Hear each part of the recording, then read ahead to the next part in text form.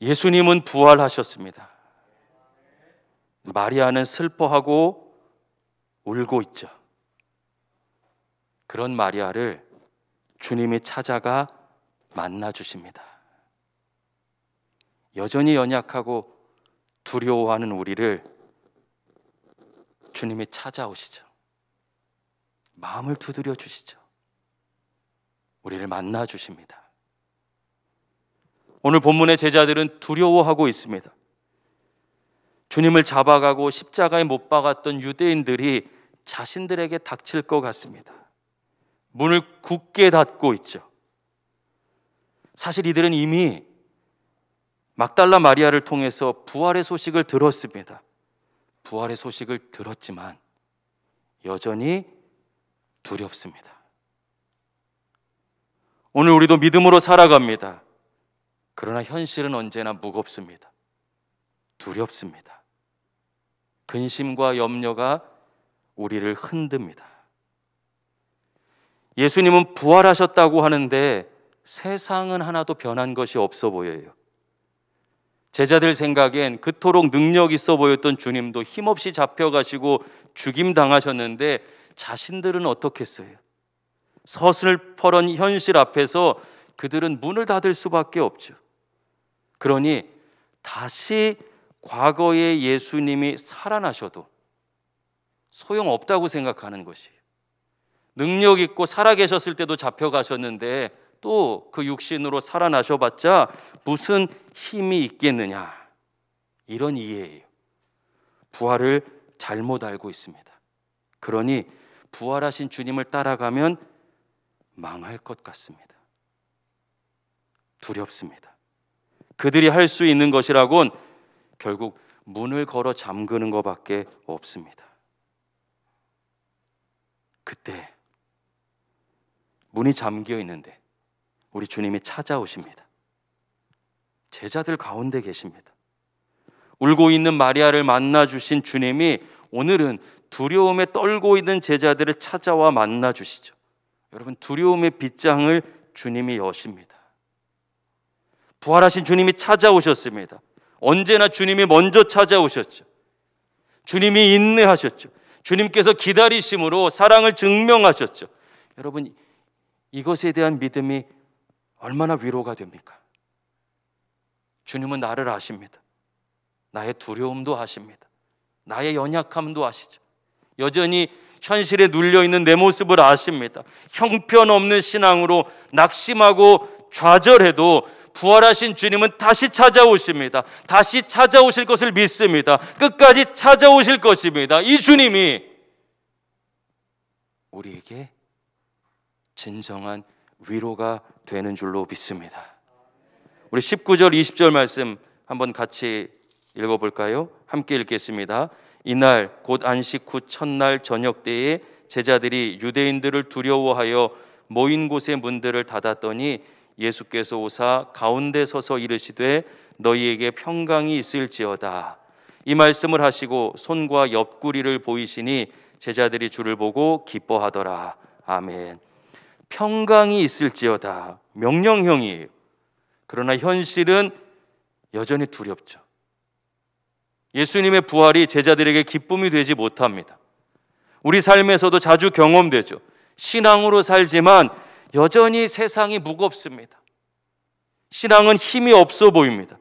그런데 그런 제자들에게 주님께서 손과 옆구리를 보이시죠. 이걸 깊이 생각해야 됩니다. 여러분, 묵상하셔야 됩니다. 죽었던 시신의 호흡이 다시 돌아왔다, 그런 수준을 얘기하는 게 아니에요. 요한복음에 보면 죽었던 나사로가 다시 살아나죠. 그러나 나사로는 다시 죽을 것입니다. 죽었던 육신에 다시 호흡이 돌아오는, 언젠가 다시 죽을 수밖에 없는 나사로와 같은 몸으로의 소생이 아닙니다. 다시는 죽지 않을 몸으로의 부활을 확인시켜 주십니다. 우리가 다 이해할 수 없는 신비죠. 문이 잠겨 있었는데 우리 주님이, 부활하신 우리 주님이 지금 제자들 가운데 계십니다. 여러분, 세상의 물리적인 법칙을 초월해 보이셨어요. 분명히 십자가의 흔적이 있습니다. 옛 예수님이 맞아요. 그런데 부활하신 예수님은 또 전혀 다릅니다. 새롭습니다. 세상의 방식을 넘어서십니다. 성경은 이것을 영광스러운 몸이라 합니다. 그걸 십자가를 박았던 손과 창에 찔렸던 옆구리로 확인시켜 주시죠. 여러분, 이게 왜 중요할까요? 바로 직전까지 주님 부활하셨음을 알았지만 이들에겐 기쁨이 없습니다. 평강이 없습니다. 왜요? 주님의 십자가는 실패의 표상입니다. 부활의 기쁨이 그들에게 기쁨이 될 수 없는 이유이기도 합니다. 그 능력 있는 주님도 돌아가셨는데,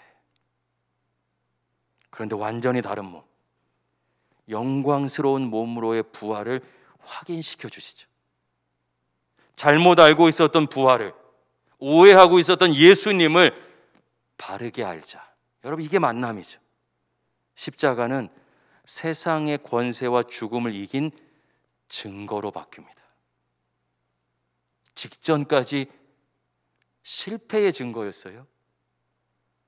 영광스러운 몸으로 부활하신 주님을 만나자 세상을 이긴 상징이 됩니다. 그때 여러분, 제자들의 두려움의 근원이 힘을 잃죠. 더 이상 유대인과 세상의 권세를 두려워할 이유가 사라졌습니다.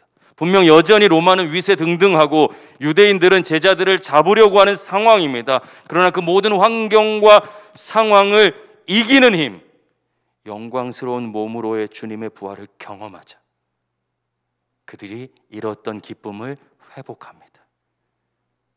사랑하는 여러분, 부활하신 주님을 만나 참된 기쁨을 회복할 수 있기를 예수님의 이름으로 축복합니다. 그러나 주님의 부활은 단순히 주님만의 부활이 아닙니다. 우리는 고난주간부터 요한복음의 눈으로 주님의 십자가 고난과 부활을 확인해 왔죠. 마지막 재판장에서 빌라도가 우리 주님께 이렇게 물었습니다. 진리가 무엇이냐? 진리가 무엇이냐?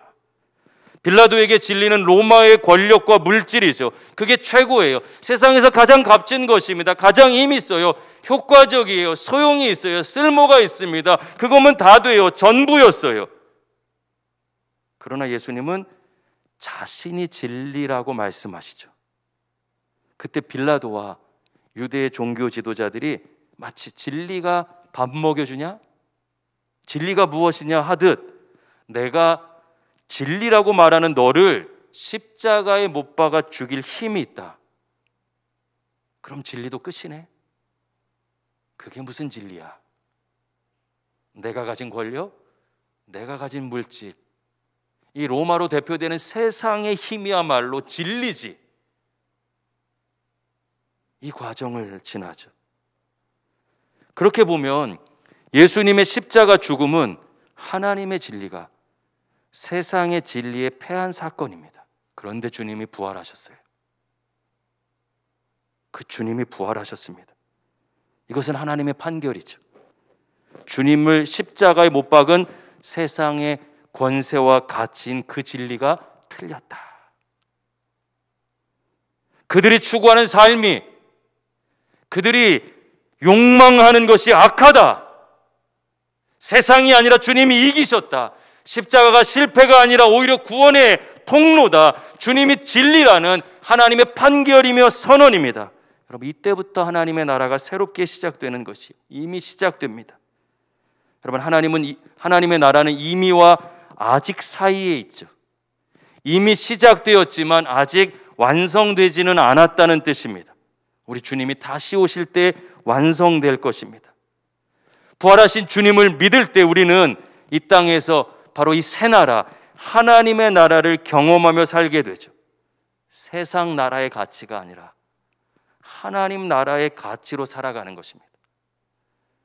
세상의 진리가 아니라 진리이신 예수님을 믿고 따르며 살아가는 것이죠. 그때 세상의 진리가 줄 수 없는 하나님의 평강이 시작되는 것입니다. 참 기쁨의 삶. 주께서 모든 악한 것들, 세상 권세와 세상의 가치를 깨뜨리시고 사망까지 이기시고 부활하셨어요. 하나님의 나라가 시작되었음을 선포하신 것입니다. 여러분, 우리는 새 나라, 하나님 나라의 백성이니 세상의 방식이 아니라 이미 하나님 나라의 방식으로 살아가고 있습니다.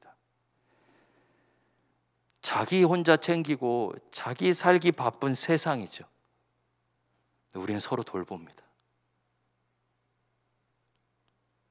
누군가 넘어지면, 그리고 실패하면 경쟁에서 내가 이길 확률이 올라가고 오히려 내가 승리하고 성취할 수 있는 증거인데 우린 넘어진 그가 염려가 됩니다. 내 자녀가 아니에요. 내 자녀 같아요.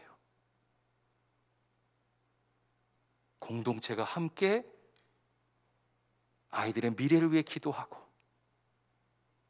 그들이 사랑을 충만히 경험하며 자라기를 꿈꾸고 있고, 그게 너무 간절해요. 내 삶도 바쁩니다. 여러분도 바쁘고 힘들어요. 그런데 우리는 함께 합니다. 이미 시작된 하나님의 나라를 살고 있는 것이에요. 우리는 이미 오랫동안 아파하는 환우들을 위해 기도하고 있습니다. 죽음 앞에 놓인 생명을 향해서는 그 영혼 구원을 위해서 간절히 기도해 왔습니다. 내가 잘 먹고 잘 사는 것에 멈추지 않고 다른 일을 위해 중보했습니다. 여러분, 어려움의 순간에 있었던 모든 성도들이 고백하는 것은요, 함께 아파해 준 것이 위로래요. 다른 것이 아니라 이 아픔을 나와 함께 해주는 사람이 있다는 게 신비롭대요. 세상에선 결코 찾을 수 없는 것을 이곳에서 누렸대요. 하나님의 나라를 살아가는 것이죠. 한 번도 보지 못하고 얼마 전에 이름도 알지 못했던 누군가를 위해 우리는 매일 새벽 날마다 기도하고 있습니다. 세상이 보기엔 어리석죠. 손해죠. 쓸데없는 일이죠. 그런데 우리에겐 하나님께서 기뻐하시는 삶입니다. 정말 놀라운 것은요, 그렇게 기도하셨던 분들이 오히려 저에게 이렇게 고백하셔요. 목사님, 다른 일을 위해 기도하지 않았다면 저 이 코로나 시기에 제 신앙 다 놓쳤을 거예요. 기도함으로 오히려 제 영이 살았습니다. 제가 아직도 쓸모가 있나 봐요. 어르신들이 제 기도가 아직도 도움이 된다니 살아있음을 느낍니다. 부활하신 주님과 함께 세상의 방식이 아니라 하나님 나라 백성답게 하나님 나라의 방식으로 살아가니 어느새 우리 안에 세상이 줄 수도 없고 알 수도 없는 평강과 기쁨이 가득합니다. 부활하신 주님이 두려움을 몰아내 주셨고 우리에게 기쁨을 부어주신 줄로 믿습니다. 주님을 만날 때 이 기쁨이 회복됩니다. 그러나 우리도 세상도 다른 것이 필요하다고 생각해 왔습니다. 두려움을 이기기 위해선 더 많은 물질, 더 많은 권력, 더 많은 성공과 건강과 지식이 필요하다고 생각했어요. 그거 없으면 죽을 것 같았습니다. 그러나 참 진리이신 주님 앞에서 실체가 드러났습니다. 사라져 없어지는 것이구나. 순간의 것이구나. 영원하지 않고 실상은 소용이 없는 것이구나. 여러분, 우리는 이미 알고 있죠. 아무리 발버둥 쳐도 그 누구도 시간이 흘러 나이를 먹고 노쇠해지는 것을 막을 수 없습니다. 2020년 시작된 코로나처럼 전 세계적인, 그러나 생각지도 못했던 일 앞에 자유로울 수 있는 사람은 아무도 없었습니다. 내가 가진 모든 힘과 물질로 해결할 수 없습니다. 그래서 참 진리를 모르면 죽음을 두려워하고 그 세상에 것 없는 것에 낙심하고 좌절하고 염려하며 노예로 살아가죠. 그러나 다른 것은 필요 없습니다. 부활하신 주님을 만날 때 두려움은 떠납니다. 부활하신 주님을 만난 사람이 평강을 누립니다. 사랑하는 여러분, 이제 깊이 생각하고 선택할 시간입니다.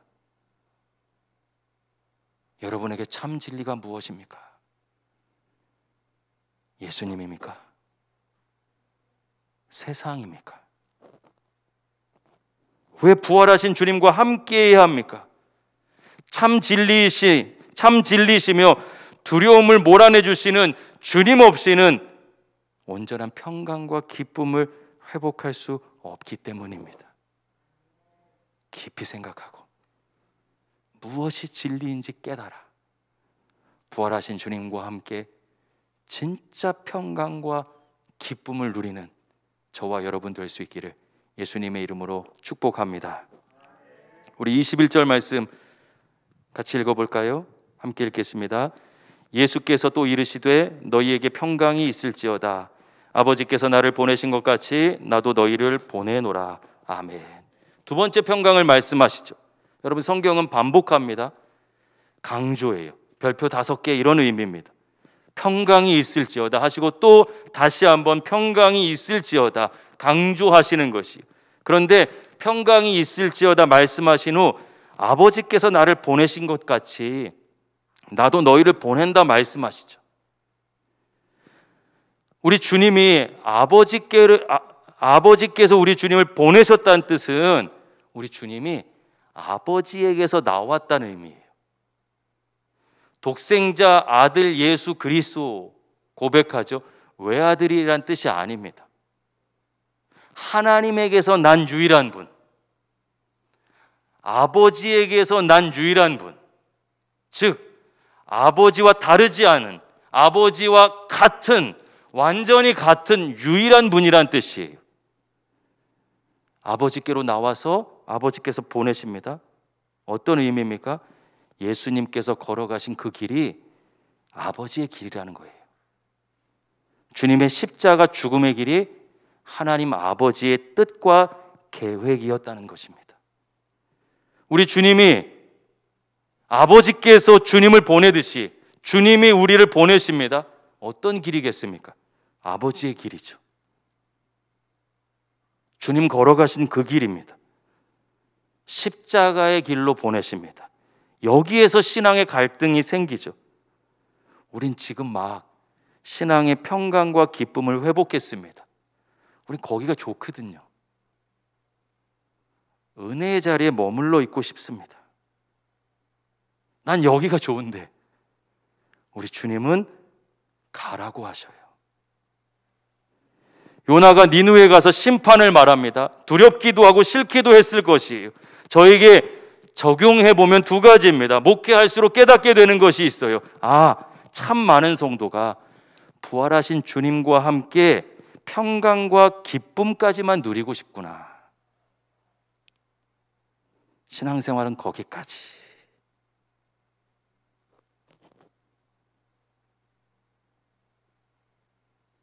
그런 성도들에게 예수님이 우리를 보내십니다. 말해야 할까? 받아들일까? 요나처럼 하나님의 말씀을 피하고 싶어질 때가 있습니다. 그게 드러나요. 제 안에서. 요나가 심판을 선포했습니다. 근데 놀랍게도 그 니느웨 사람들이 회개합니다. 짐승들까지 회개했대요. 어떻게 회개할 수 있을까 궁금하기도 하고 대단해 보입니다. 그렇게 묵상합니다. 그러나 다른 측면에서 묵상해 보면 요나가 그렇게 열심히도 아닌데 주신 말씀을 그대로 전하기만 해도 사람이 변해요. 말씀이 능력이에요. 근데 그 말씀에 자꾸만 나의 두려움과 의심을 더 씌워 내가 복음을 훼손시켜 버렸어요. 시작부터 나는 못한다, 할 수 없다, 난 여기까지 생각하니 예비된 승리조차 삶으로 가져오지 못합니다. 성경의 주님이 그래서 다시 말씀하시는 것이 내가 너희를 보낸다. 교회 역사를 살펴보면 여기가 좋습니다 멈춰있던 시간마다 교회와 성도가 변질되고 타락합니다. 움켜잡았는데, 은혜를 움켜잡았는데 누리지 못했어요. 우리의 기쁨의 근원은 결코 환경과 상황이 아니기 때문입니다. 신앙은 지금 은혜 받고 있는 그 자리에 머무는 것이 아닙니다. 우리는 모든 상황에서 함께 하시는 주님을 만나 어떤 환경, 어떤 상황, 어떤 처지에서도 평강과 기쁨을 누릴 수 있는 하나님 나라의 백성인 줄로 믿습니다. 여전히 부담스러워하고 힘겨워하는 우리를 오늘 주님은, 부활하신 주님은 부활의 증인된 사명의 자리로 보내주시죠. 힘주어 말씀드리고 싶습니다. 확신 가지고 선포하고 싶어요. 하나님의 말씀을 선별해서 받을 수는 없습니다. 많은 분들이 이런 말씀을 하셔요. 하나님의 말씀인 게 확실하면 믿겠다, 따르겠다. 되게 그럴듯해 보이죠. 내가 판단하겠다는 거예요. 말씀은 분별하고 순종하는 것이지 내가 판단하는 것이 아닙니다. 하나님 말씀 따르지 않겠다는 이야기입니다. 내가 좋은 말씀은 오케이. 부담과 짐스러운 말씀, 내 스타일에 안 맞으면 거부할 수도 있지.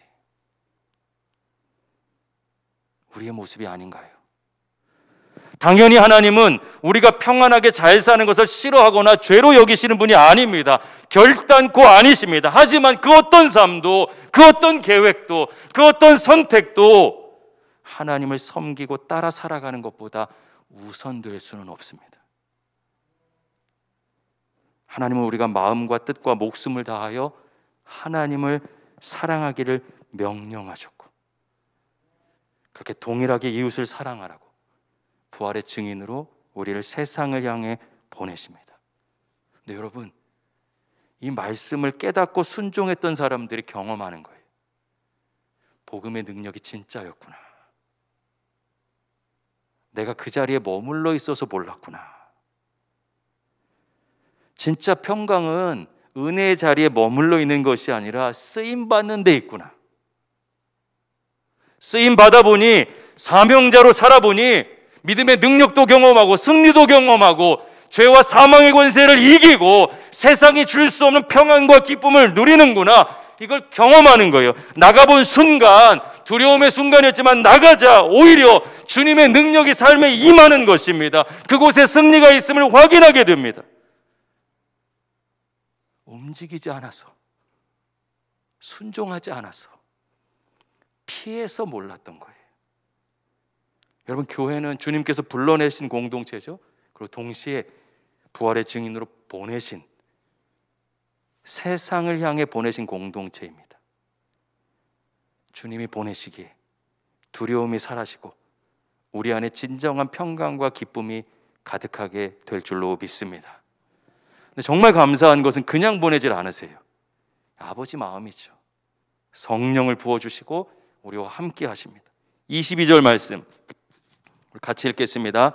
이 말씀을 하시고 그들을 향하사 숨을 내쉬며 이르시되 성령을 받으라. 아멘. 여러분, 눈치채신 분도 계실 거예요.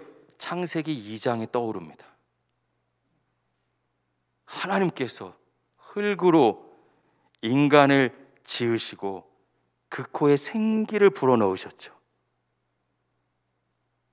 똑같은 모습으로 제자들을 향해서 숨을 내쉽니다. 호흡을 불어넣으시며 성령 받으라 하시죠. 사람을 흙으로 지었다고 합니다. 이 흙, 여러분 이게 무슨 흙이에요? 막 좋은 점토인가요? 원어로 보면 짐승의 사체, 낙엽 같은 것이 썩어져 비료가 된 상태 같은 흙입니다. 가장 더러운 것이죠. 아무것도 아닌 것. 그래서 어떤 학자들은 먼지라고 표현합니다. 우리가 먼지 같은 존재다. 이게 뭐예요? 아무것도 아니다. 아무것도 아닌 것으로 지으셨는데 그 코에 하나님의 호흡을 불어넣으셔요. 하나님과 함께 호흡하게 되자 생명이 됩니다.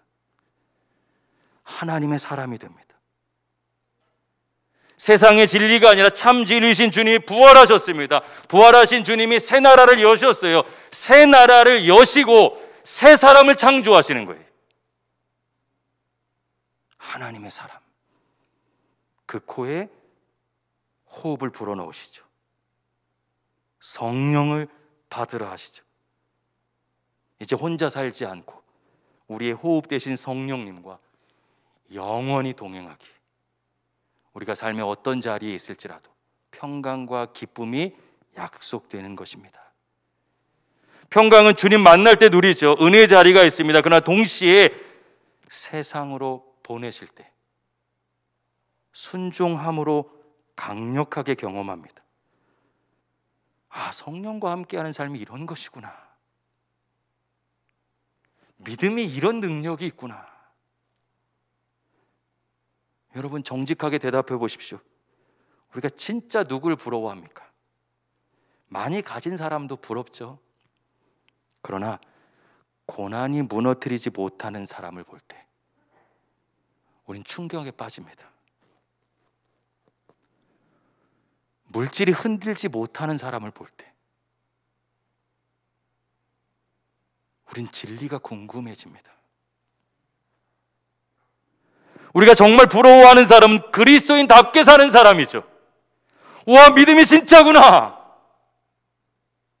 믿음이 삶에 영향을 미칠 수 있구나. 부활하신 주님의 능력이 글자로 기록된 것이 아니라 실제구나.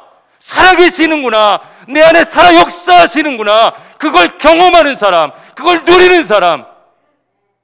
우리 사람이 부러워요.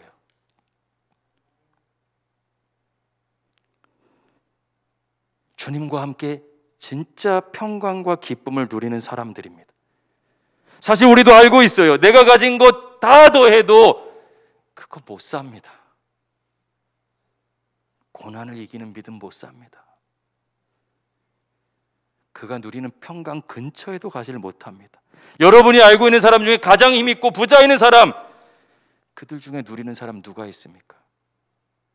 그것으로 얻지 못합니다. 그러나 부활하신 주님과 함께 할 때 모든 성도가 누리게 됩니다. 호흡을 불어넣으시고 새 사람으로 창조하셔서 내 안에 함께 영원히 살아 역사하시기에 주께서 보내시는 길이 부담과 두려움의 길이 아니라 가장 놀라운 축복의 길이 되는 것이죠. 이 은혜의 주인공이 여러분 될 수 있기를 예수님의 이름으로 축복합니다. 마지막에 말씀하시는데요, 23절 우리 같이 읽어볼까요? 너희가 누구의 죄든지 사하면 사하여질 것이요 누구의 죄든지 그대로 두면 그대로 있으리라 하시니라. 아멘. 우리에게 죄를 용서할 수 있는 권한이 있다는 말씀이 아닙니다. 우리가 맡은 사명을 뜻하는 것이 여전히 부족하고 우리도 온전히 의롭지 못하지만 우리를 사용하셔서 부활하신 주님과 참 진리 되신 예수님을 전하게 하십니다. 한 번 죽는 것은 정해진 것이고 죽음 뒤엔 반드시 심판이 있으며 세상의 진리가 아니라 하나님의 뜻과 계획, 하나님의 가치, 참 진리이신 예수님을 따라 살아야 된다는 것을 우리의 입술로, 우리의 삶으로 드러내라는 것이, 우리가 보여주지 않으면, 말하지 않으면, 피하지 않으면 그들은 죽을 수밖에 없어요. 은혜 자리에 머물러 움켜잡는 신앙으로는 마르지 않는 샘과 같은 평강과 기쁨을 누릴 수 없다는 것,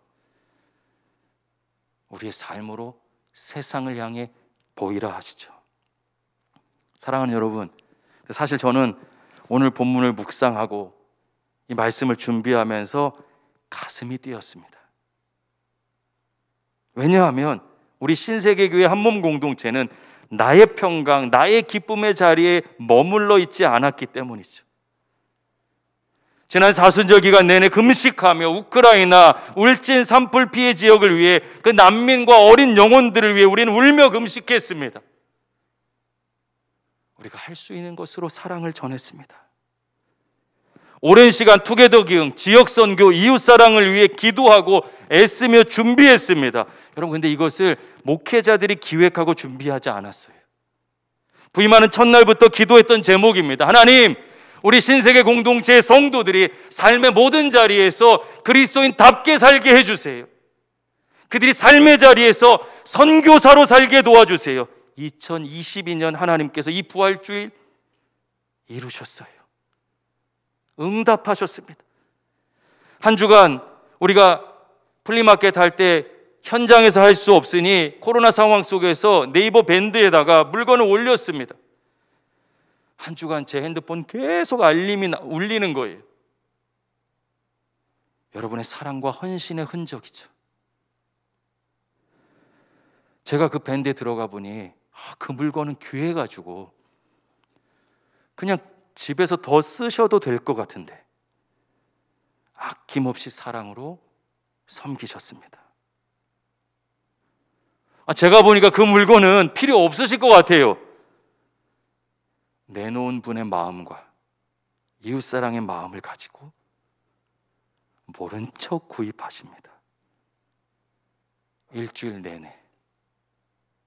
분명 내 삶에 염려와 근심도 있는데 여러분은 세상이 줄 수 없는 평강과 기쁨을 누리며 종일토록 사랑하고 계시더라고요.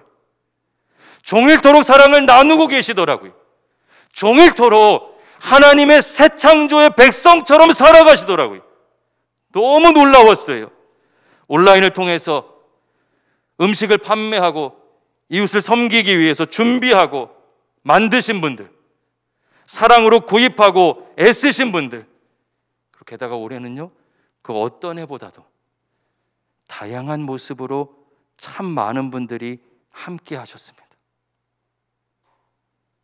과정이, 여러분, 그 모든 과정이 너무 예수님을 닮았어요. 세상을 닮지 않았습니다. 내가 중심이 되는 것이 아니었어요. 하나님의 뜻과 서로의 성도와 이웃을 향한 그 마음이 예수님을 너무 닮아 있어요. 여러분, 이럴 때 박수 한번 쳐야 돼요. 우리 하나님께 영광의 박수 한번 올려드릴까요? 서로를 향해서 축복하며 박수 한번 하겠습니다. 할렐루야. 우리 삶의 한복판에서 두려움을 이겨낸 은혜죠. 내 삶의 안락에 묶이지 않은 한 주간이었습니다. 부활하신 주님과 함께 누린 평강과 기쁨이었고 그 누구도 빼앗아갈 수 없는 것입니다. 이미 성령님 우리와 함께 하시며 우리는 새로운 나라, 새로운 가치, 하나님의 나라를 살아가고 있습니다. 그러니 염려하고 두려워하지 마세요. 부활하신 주님은 반드시 우리를 찾아오십니다. 오늘도 여러분을 찾아오십니다. 두려움을 몰아내 주실 것입니다. 그러니 우리 이제 더욱 함께 서로 돌아보고 더 사랑하며 세상은 결단코 줄 수도 없고 알 수도 없는 그 평강과 기쁨을 노래하는 우리 신세계교회 한몸 가족 될 수 있기를 예수님의 이름으로 간절히 축원합니다.